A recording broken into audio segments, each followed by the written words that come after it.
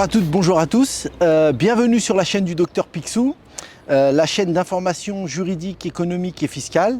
Alors aujourd'hui, ça va être une vidéo un peu spéciale, puisque pour la première fois, on va interviewer une personne, et pas n'importe qui. Donc je vais vous la présenter. Héloïse Le Sueur-Emonin. Bonjour. Bonjour Edith. Bienvenue. Merci. Merci beaucoup de nous accorder ta confiance. C'est avec plaisir. Pour nous, c'est un honneur de t'avoir. Je vais te présenter rapidement. N'hésite pas à me corriger parce qu'il est possible que je me plante. Donc, sportif de très haut niveau. Alors, pourquoi je dis très haut niveau? C'est pas pour exagérer. Tu es championne du monde. Oui. Donc, au sommet du monde. Sportif de très haut niveau en saut en longueur, en athlétisme. Oui. D'accord. Je vais balayer très rapidement ton palmarès. Donc, championne du monde en salle en 2014, ouais. 2 fois championne d'Europe, ouais. D'accord. Là, dernièrement, à nouveau, vice-championne de France, ouais. à Albi. Là, ton projet futur, les JO, ouais. on ne va pas tourner autour du pot longtemps. Voilà, donc moi, ce que j'aimerais déjà, en premier temps, pour les gens qui ne te connaissent pas, et après, j'expliquerai pourquoi tu es là et le but de cette vidéo, c'est pourquoi l'athlétisme et pourquoi le saut en longueur, enfin, comment tu es arrivé à ça très rapidement? Alors pourquoi l'athlétisme? Déjà l'athlétisme pour moi, je pense que ça a toujours été une évidence. Il a fallu que je fasse en fait du sport rapidement quand j'étais jeune. J'avais une poussée de croissance qui a fait que j'ai commencé à avoir des douleurs au niveau des articulations, pour faire simple. Et il fallait que je fasse un sport. Et en fait, j'ai commencé par faire du basket, des roues sur le terrain. Ce qui m'a amené à faire de la gym à un très beau niveau. On a été championne de France par équipe. D'accord. Et en fait, il y avait quand même un sport qui pour moi était une évidence, c'était l'athlétisme. Pourquoi l'athlétisme? J'avais 5 ans, j'avais regardé, c'était des championnats du monde à la télé, et j'avais vu Marie-Josée Pérec. Et en fait, elle avait fait naître en moi quelque chose de tellement fort, elle m'avait fait tellement vibrer, que je me suis dit, je veux faire vibrer les gens comme elle me fait vibrer. Là, t'as quel âge? J'avais 5 ans. Je me rappellerai toute ma vie, ça c'est sûr. Ça, c'est la fameuse course où elle gagne. Parce que moi, je sais que cette course, je l'avais vue à la télé. Ouais. Je sais plus, c'était quoi? C'était des JO? C'était ça? JO, d'accord. Ouais, où elle gagne avec ses grandes enjambées. Avec les grandes enjambées. Et là, le tour de piste où tu vibres, je me suis dit, je veux faire ça. Donc à 5 ans? Ouais. Ok. Et je me dis, je sais que je finirai par faire d'athlète. Quand, je sais pas, mais je sais que je vais en faire. Ok. Et en fait, sur mon parcours scolaire, j'ai eu la chance après de prendre les transports parce qu'en fait, moi, ma mère ne souhaitait tout simplement pas me laisser prendre les transports toute seule. Parce que le stade était trop loin de chez moi. Et dès que j'ai commencé à prendre les transports pour aller au collège, elle m'a dit, de moi-même, je lui ai dit, vu que je prends le RER, c'est-à-dire que je peux prendre le bus. Okay. Elle m'a dit, ok, donc allez, direct. Donc toujours cette ambition d'arriver à l'athlétisme? Toujours. Donc j'y arrive à l'âge de 12 ans. D'accord. C'est tard ou pas pour l'athlète? Alors, l'athlétisme, ça commence relativement tôt. Hein. Donc là, on peut dire que tu arrives tard dans le sport? Moi, j'ai l'impression d'arriver tard. Ok. Parce que du coup, la gym, j'ai commencé, j'avais 6 ans. Et c'est vrai que commencer l'athlétisme, du coup, 6 ans après, j'avais l'impression de voir que encore les filles, assez grandes, on commence quand même à se développer physiquement. Et je me disais, mais wow, ça fait vraiment bizarre. Je voyais les poussins, les tout petits, les minimes commencer. Et je me suis dit, j'espère que j'ai pas raté un train en fait. D'accord. Mais finalement, je me rends compte rapidement que pas du tout. Et quand tu arrives, les enfants qui, eux, font de l'athlète depuis plus longtemps, tu vois un niveau différent entre toi et eux? Alors, parce que vraiment. là, vu ce que tu me dis sur la gym, tu as déjà des prédispositions physiques pour le sport. C'est certain. Mais par contre, moi, ce que je constate, c'est que la rigueur que j'avais eue à la gym, n'était pas du tout la même quand j'ai commencé à faire de l'athlétisme. Ouais, okay. On était encore dans le jeu, etc. Alors que moi, j'étais déjà arrivée dans un esprit de travail. En fait, moi, quand j'ai commencé l'athlète, je me suis dit, ça y est, je vais enfin réaliser mon rêve olympique. Moi, j'arrive. Un rêve olympique. Ah, moi, j'ai dit, je viens, je veux tout tuer, je veux tout gagner. Enfin, j'étais vraiment dans cet état d'esprit. D'accord. Et les filles, elles sont là, elles jouent, ça court pas trop. Et je me suis dit, mais moi, c'est pas ce que je suis venue faire en fait. Je suis venue pour courir, je suis venue pour... Ah ouais, t'es venue avec ta détermination. Je suis venue avec ma détermination pour commencer à rapidement faire des performances en fait. Et tu en as fait très vite parce que j'ai vu qu'en cadet ou minime, Ouais. Marrakech ou je sais plus quoi, C'est ça. tu avais déjà gagné, enfin tu gagnais déjà tout quoi. C'est ça. Alors j'ai rapidement gagné, fait exploser les records d'Île-de-France, etc. sur les disciplines du coup que j'ai pratiquées. Donc c'était à ce moment-là 50 mètres, 60 mètres, 100 mètres, 120 mètres, etc. Donc ces records-là, je les avais tous éclatés. Longueur aussi. Bon, il fallait faire des lancers, on m'oublie. D'accord. Clairement, j'étais clairement nulle. Je savais de toute façon que j'avais pas. C'était pas ça ta C'était pas ça ma fibre et ça m'intéressait pas.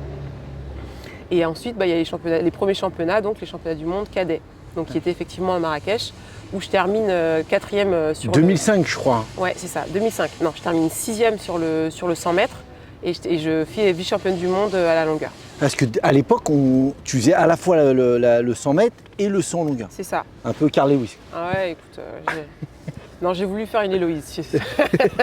Là, clairement, j'avais aucun exemple, c'était moi. Je sais pas comment dire, mais en fait, j'étais vraiment auto-centrée sur moi parce que je sentais que j'avais un truc à faire. D'accord. Et j'avais pas de modèle spécifique, hormis ce premier exemple qui était Marie-Jo. Après, je me disais, maintenant, c'est à moi de me mettre en œuvre pour faire ce que j'ai à faire, ce que je sais que je suis capable de faire. J'avais pas d'idole. Ouais. J'étais Ouais, là. t'avais ton ambition j'avais et mon ton ambition personnelle et je me disais, il faut que j'aille au bout de ce que je sais que je suis capable de faire. Ok. Et donc là, alors là, parce que ça va me permettre après de faire la transition sur le sujet de la vidéo. Là, donc quand on est cadet, minime, ces choses-là, tu t'as parlé que tu étais allé faire, c'était les championnats du monde cadet Ouais. voilà, à Marrakech. Donc là, c'est de la logistique. Là, tout est pris en charge par la fédération. Oui. Voilà, quand on est jeune, C'est ça. c'est la fédération qui s'occupe. Donc tout ce qui est frais inhérents à C'est ça. tes compétitions, c'est la fédération. C'est ça. Ok. Tout ce qui est lié à l'équipe de France Ok. est pris en charge par la fédération. D'accord. Mais là, ça veut dire que c'est que pour ceux qui ont un certain niveau. Là, on est dans l'élite déjà C'est de la ça, France c'est ça. en enfant, quoi. C'est ça. Par Ok. contre, tous les stages personnels, donc les petits stages qu'on fait en fin de saison, au début d'hiver et généralement c'est au printemps, au début du printemps, et ben ça c'est pris en charge, c'est à nos frais personnels. Donc là, c'est les parents, Ouais. c'est vous. C'est ça, les parents. Donc là, c'est vous qui financez tout ça. Oui, c'est ça. Ah ouais, ok. Ouais, donc c'est pas mal quand même parce que Ouais. là, c'est des budgets, voilà. Et quand on est jeune comme ça, on a déjà en dehors des entraînements, est-ce qu'il y a une infrastructure logistique médicale déjà autour de Non, toi? non, Il n'y a pas absolument encore. Non. Ouais, ok, ça Il n'y a arrive rien plus du tard. tout. Il y a quand même relativement très peu de blessures quand on est Ouais, jeune. ouais. Donc je pense que c'est même pas quelque chose auquel on pense à ce moment-là. On va au stade, je mangeais encore mes petits bonbons Ouais, en sortant. ouais, ouais. J'étais pas du tout dans un état d'esprit professionnel où voilà, je m'amusais, mais en faisant quand même de très belles D'accord. performances. Mais ça, est-ce que c'est global au niveau mondial? Parce que là, tu faisais des compétitions internationales. Est-ce que c'est global au niveau mondial? Ou est-ce que, par exemple, tu voyais d'autres pays où les gamins, ils étaient plus encadrés? Enfin, je sais pas, là, tu parlais, tu manges des bonbons, ça. Est-ce que tu avais des pays, je ne sais pas lesquels, où là, tu sentais qu'il y avait plus d'encadrement? Ouais. Le gamin, ah, ouais. Les États-Unis, Ah ouais, relativement. Par exemple, oui, il y avait les États-Unis, il y avait l'Allemagne, il y avait les Cubains aussi. J'étais surprise, Ouais. ils étaient quand même. Ouais, donc là, il y avait un encadrement, il y avait tu un voyais. bon staff et Ok. là, tu te dis ah oui, d'accord, eux. Enfin, justement, on se moquait d'eux, on disait ah oui, eux, ils sont au-dessus, quoi. Alors qu'on avait l'impression qu'on n'avait pas besoin Ouais, de ça. ouais. Mais si, c'était quand même la préparation Ok, au haut niveau. ok. Et finalement, ça fait quand Ça même paye sens. après, quoi. Ouais, c'est ça. Ouais. Et toi, après, donc quand tu deviens, alors je sais pas, à partir de quel moment on passe senior, enfin avec les adultes dans la compétition? Toi, tu as commencé à quel âge à faire les compétitions internationales ou nationales Alors en fait, j'ai commencé à rentrer dans le haut niveau Ouais, senior c'est ça, ouais. quand j'ai fait le record de France senior, justement. Et tu avais quel âge? J'avais 19 ans. Ah ouais, donc jeune quand même encore. Ouais, D'accord. jeune. D'accord. Donc, Et là, par contre, ouais. tu as toute l'infrastructure. À ce moment-là, oui, on rentre dans le dispositif athlète, donc du coup, très haut niveau. Ok. Parce que sinon, on est au niveau jeune, Ok. mais là, on passe au niveau senior. Donc ça veut dire qu'en fait, on est avec les Christine Aron, enfin, moi évidemment en dessous, mais en tout cas, Ouais, sur, je vois ce sur que ce tu veux même dire. seuil, D'accord. où la prise en charge, elle est bien plus importante, Ok. où il y a un peu plus de considération, où il y a un suivi, où on commence à rentrer dans les suivis médicaux. Cool, d'accord. Là, t'es où? T'es à l'INSEP ou tu restes chez toi, dans ton À ce club? moment-là, je suis à l'INSEP, je rentre à l'INSEP. Ouais. Voilà, donc l'INSEP, là, il y a tout un encadrement, médecin, même nutritionniste, tout ça, je présume. C'est ça, Ouais, ok, c'est ça, d'accord. exactement. Ok, très bien. Alors en fait, si je parle de tout ça aussi à côté, bah, c'est un peu le but de la vidéo, c'est qu'on en a parlé ensemble. Aujourd'hui, un sportif comme toi, alors j'aime bien ton histoire, parce que donc de 2005, quand tu as 5 ans, où tu as ton objectif, toi c'est juste ton objectif, mais tu ne te rends pas compte qu'il va falloir atteindre des montagnes. Et donc du coup, y a toute une infrastructure qu'il va falloir gérer sur 2 plans. L'infrastructure, comme tu l'as dit, financière, des coûts que vous allez avoir, mais une infrastructure aussi financière que quand tu arrives au très haut niveau, je présume que là, bah, y a des sponsors, il y a de l'argent maintenant qui rentre. Exactement. Ouais. C'est ce qui s'est passé. Et ça, donc aussi bien au départ, on vous laisse un peu avec la gestion des coûts, et après, quand l'argent rentre, comment ça se passe? Est-ce qu'on vous apprend à gérer l'argent? Est-ce que voilà. Moi, du coup, c'est marrant que tu dis ça parce que j'ai quand même une petite anecdote concernant justement ce passage à l'amateur finalement au professionnel. Ouais, c'est ça, ouais. Quand je fais le record de France, et ben, tout de suite, les sponsors arrivent. Ok. Et donc avec des montants qui me demandent du coup de produire des déclarations, de produire des factures, des papiers. Là, on est sur des gros montants? À ce moment-là, moi, le premier contrat que j'ai, on me propose 50 000 €. Ah ouais, d'un coup? 50 000 €, j'ai 19 ans. Voilà. Ah ouais. Donc moi, et toi, tu n'as aucune culture financière, tu n'as rien? Aucune. Rien. Bien sûr que non. Moi, je fais du sport, je fais ce sport pour performer. Je le fais, je gagne de l'argent à côté, c'est super, mais à ce moment-là. Mais c'est qu'une résultante de ton ambition. De ma passion, de mon ambition. Ouais. C'est exactement ça. Et quand les contrats arrivent, je me rappellerai toute ma vie, on était aux États-Unis, on était en stage de 2 mois. Et là, on me dit voilà, Héloïse, il y a Nike, il y a Adidas qui te proposent tel contrat. Mais par contre, il va falloir que tu aies un numéro de TVA, un numéro je sais plus quoi. Et là, je me dis, oh là là là là, non. Déjà, je comprends rien à ce qu'on me dit, et moi, j'ai pas envie de tout ça. Clairement, je me dis, franchement, je préférais avant. J'ai même pas envie de rentrer dans ce système-là. En fait, toi, tu vois ça comme des problèmes. C'est ça. Ouais. Je le vois que comme des problèmes parce que j'en ai jamais entendu parler. J'ai que 19 ans, donc moi, je suis en train de sortir de l'adolescence. Je commence à me développer en tant que, en tant que femme, qu'en tant que future athlète. Et là, on me parle de mots qui ne sont jamais arrivés jusqu'à mon cerveau, jusque-là. Et là, je me dis, mais moi, non, moi, je ne suis pas du tout en capacité de gérer ça. En rentrant, il va falloir que tu ailles sur le site pour faire ci. Je dis, mais qu'est-ce qu'il me raconte? Non, mais moi, et on ne te propose pas, alors, pas forcément les institutions sportives, mais je ne sais pas, enfin, il n'y a pas comme dans certains sports des agents, des conseils qui sont autour de vous, il n'y en a pas. Non, à ce moment-là, il n'y en a pas. Non. On a des agents sportifs, donc qui sont là pour nous faire rentrer dans les meetings, gérer tout ce qui est sportif. C'est ça, gérer les primes d'engagement, les primes aux résultats, etc. Certains aussi sponsors, mais par contre, ils n'interviennent pas du tout dans la gestion financière, la gestion fiscale, absolument pas. Ok, d'accord. Donc vous êtes laissé à vous-même. C'est ça. Ok, d'accord. Alors là, ça me permet de faire un parallèle parce que, moi, par mon métier de conseiller en gestion de patrimoine, j'ai pu rencontrer ça. C'est qu'en fait, on le voit, beaucoup de sportifs de très haut niveau.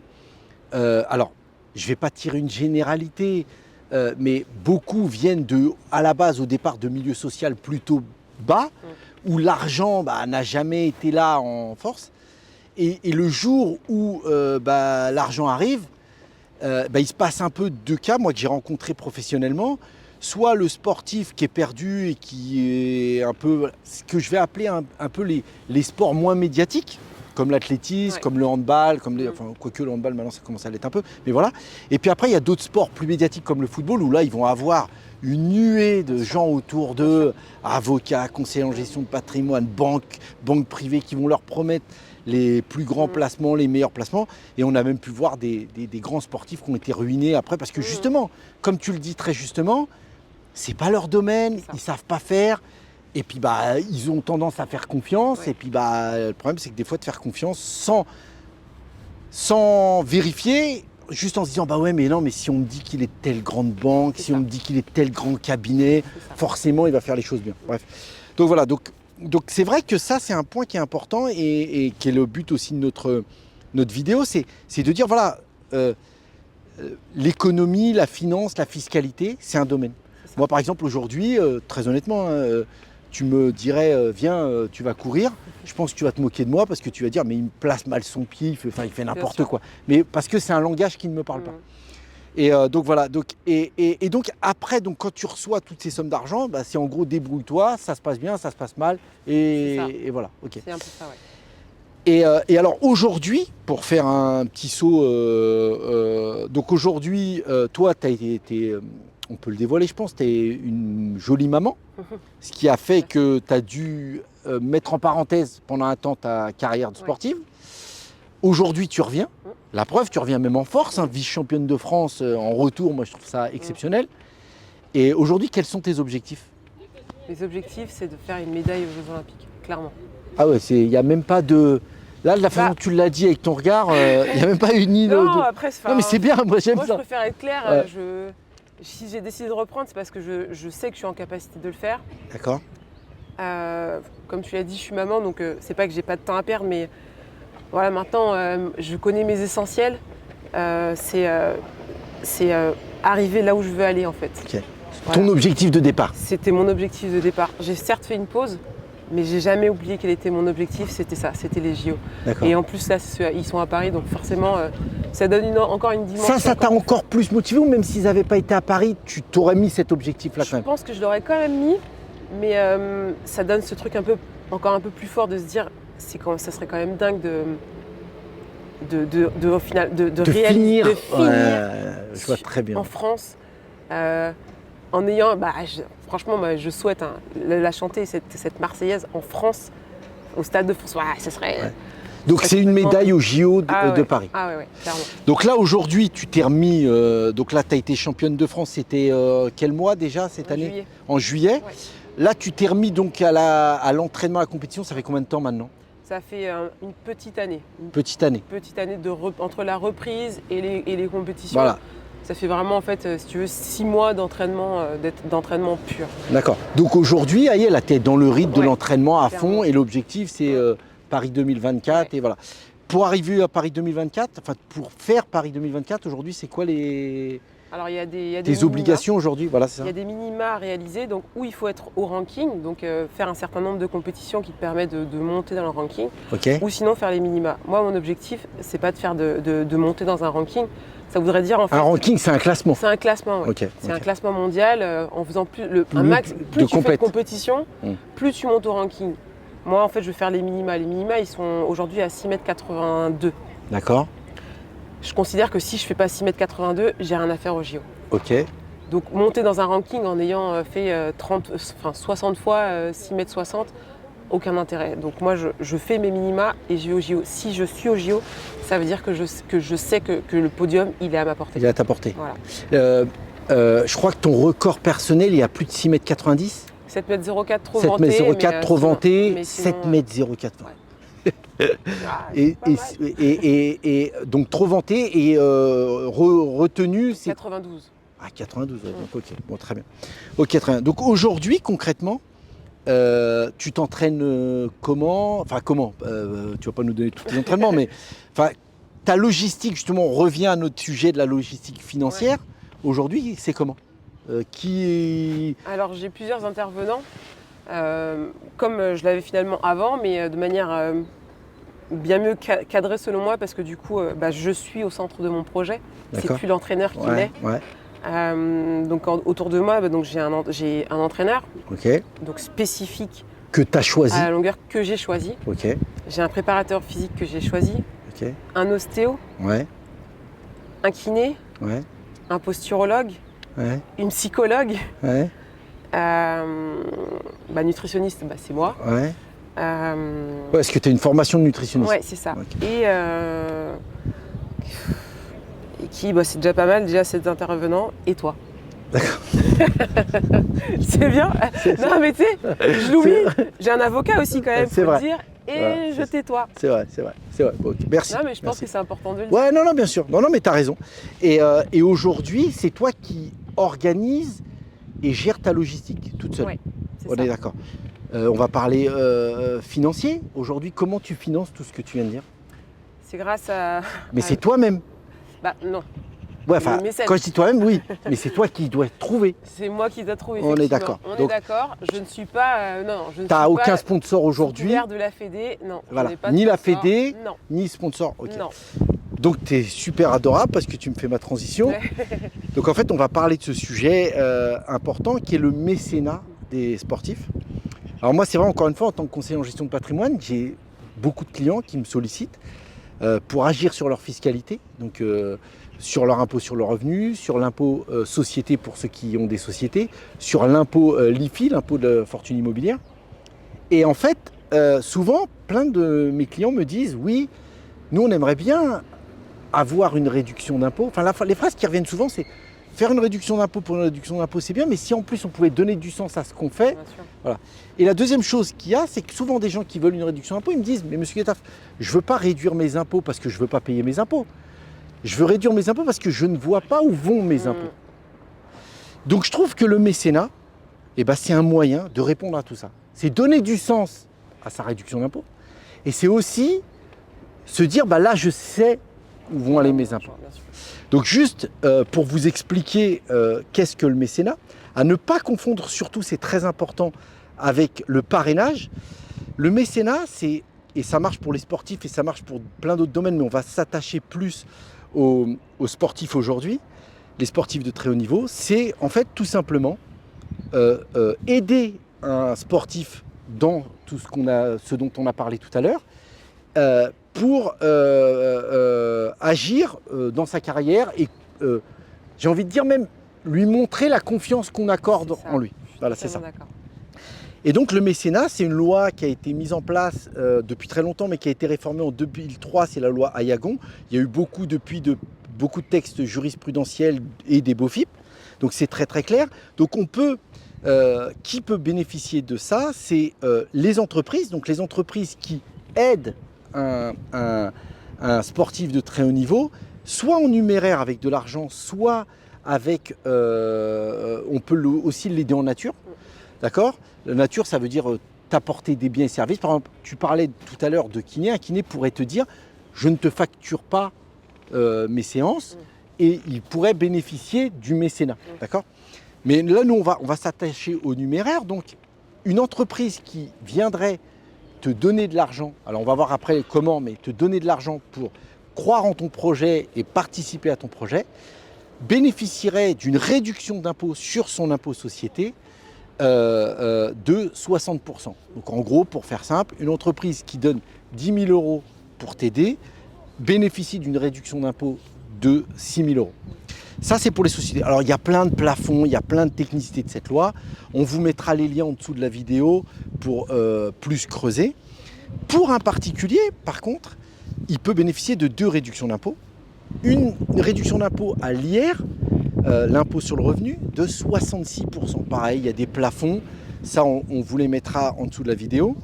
66%. Donc, pareil, il te fait un don. Et il bénéficie de 66% en réduction d'impôt. Donc réduction d'impôt, c'est en bas de votre feuille d'impôt, il y a votre impôt et on vient agir directement sur l'impôt. Et il peut aussi bénéficier d'une réduction d'impôt sur l'IFI, l'impôt sur la fortune immobilière. Et là, la réduction d'impôt peut aller jusqu'à 75% du don versé. D'accord ? Donc c'est vraiment quelque chose.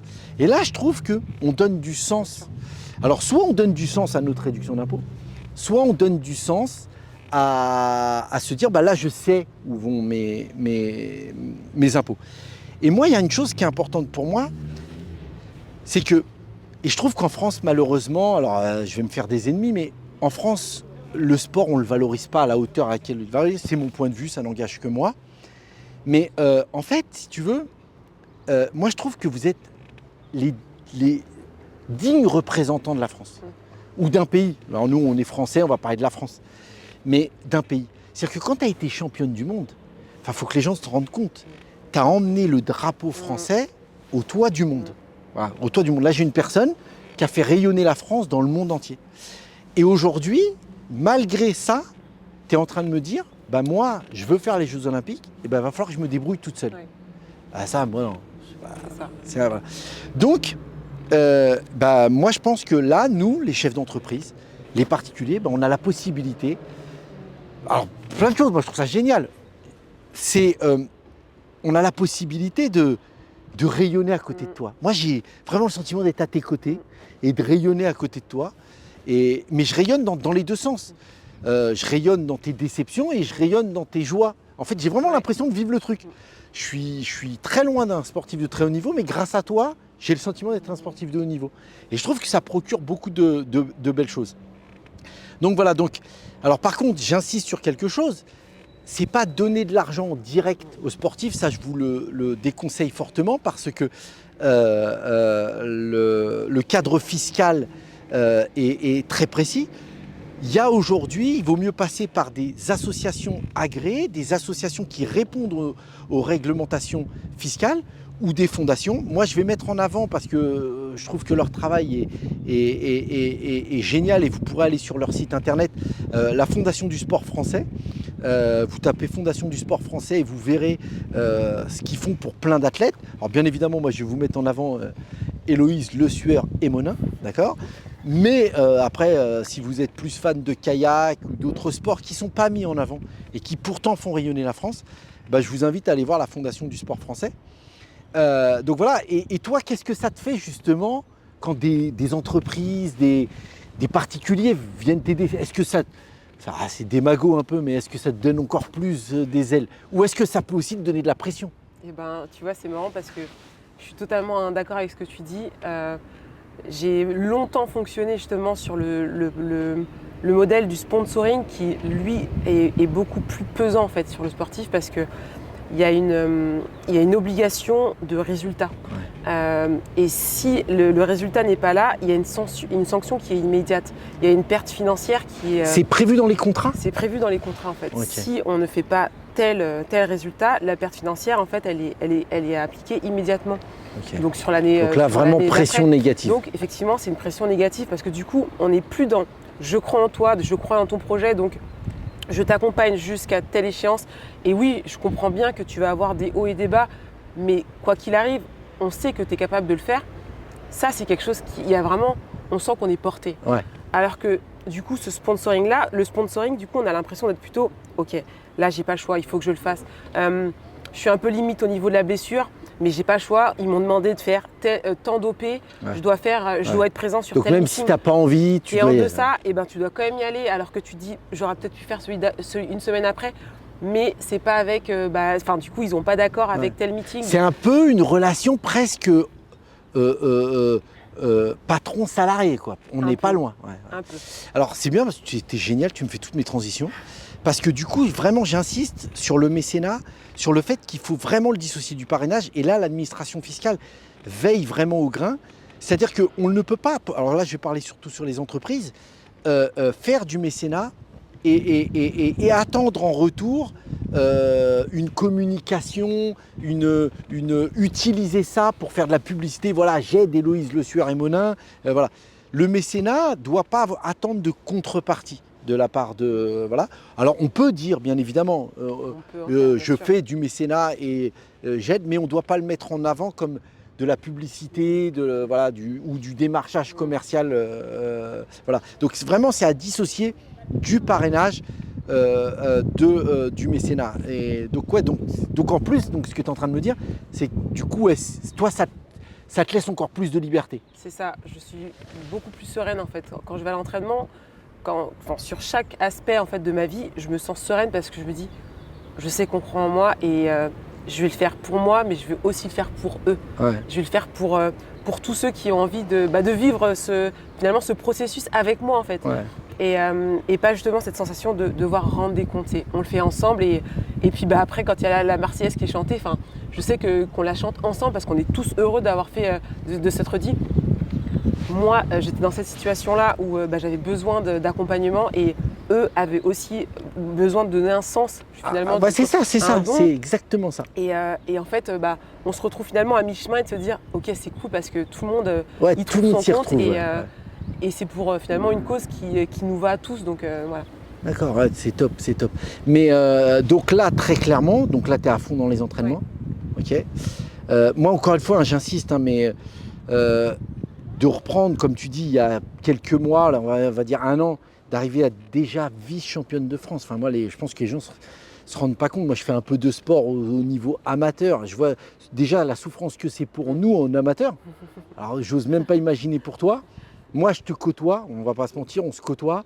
Je vois la rigueur, le travail. Enfin, pour moi, c'est même pas une montagne qui était sur la Lune. Voilà. Et donc là, le premier objectif, on est d'accord, c'est les minima pour la qualif. C'est ça. Et après, on voit pour les JO. Et après, on voit. Ouais. Et alors, et après les JO? Après les JO, la question piège. Il me fallait une petite question comme ça pour la fin. Après les JO, écoute, je sais pas. Je vais pas dire je sais pas encore, mais non, en fait, clairement, je sais pas encore, sincèrement. C'est un peu. Je pense que ça va se dessiner au fur et à mesure. Au fur et à mesure. Je sais pas si je vais continuer dans la nutrition, c'est quand même quelque chose qui me plaît, ou si je vais peut-être faire autre chose. Moi, je suis un peu. Comme on dit, le Michel Morin. J'ai plein d'arcs, j'ai plein de flèches, j'ai plein d'arcs, tout ce que tu veux. Ouais. Et voilà, moi je suis ouverte un peu à tout et je suis passionnée d'un peu de pas mal de choses. Donc en fait, tu te laisses ouvert. Je me laisse ouverte et puis on verra après les Jeux. Enfin, l'année sur l'année comment ça va se défiler tout doucement et puis de toute façon en septembre. Les choses se mettront en place pour moi, je pense, septembre prochain. Bah écoute, moi j'espère que cette vidéo va toucher beaucoup de monde, qu'elle va avoir du sens. J'espère que ça va motiver des gens à t'aider pour atteindre cet objectif, à t'accompagner ou d'autres sportifs, parce que même si ça sert à d'autres sportifs, on aura gagné quelque chose, parce que toi tu connais le sacrifice que c'est, d'accord. Et puis encore une fois, moi j'insiste sur cette phrase qui pour moi est la plus importante, c'est qu'on a une représentante là qui représente la France de la façon la plus belle et la plus digne. Donc si on veut donner du sens, on peut le faire de cette manière. Écoute, je ne sais pas si tu as quelque chose à rajouter, mais je pense qu'on a fait le tour de la question. Déjà, merci d'avoir écouté jusqu'au bout. Ouais, c'est clair. Merci à toi, Rudy. Ouais. Et tout simplement, merci pour tout. Eh ben écoute, merci à toi, Hello, parce que, encore une fois, moi j'aime ton humilité, ta simplicité. Encore une fois, j'insiste, excusez-moi d'être un peu lourd, championne du monde. Championne du monde. Donc voilà, merci à toi de m'accorder ta confiance, ça c'est pour moi énorme. Et puis on te souhaite le meilleur du meilleur, mais moi j'en doute pas, mais on te le souhaite quand même. Merci. D'accord ? Écoutez, merci à toutes et à tous de nous avoir suivis sur cette vidéo. N'hésitez pas à la faire suivre, à la partager, à en parler, à vous renseigner sur la carrière de cette sportive exceptionnelle. Moi, je vous dis à très bientôt pour une prochaine vidéo. Et n'oubliez jamais que la vérité du Dr Picsou reste la vérité du Dr Picsou. À bientôt.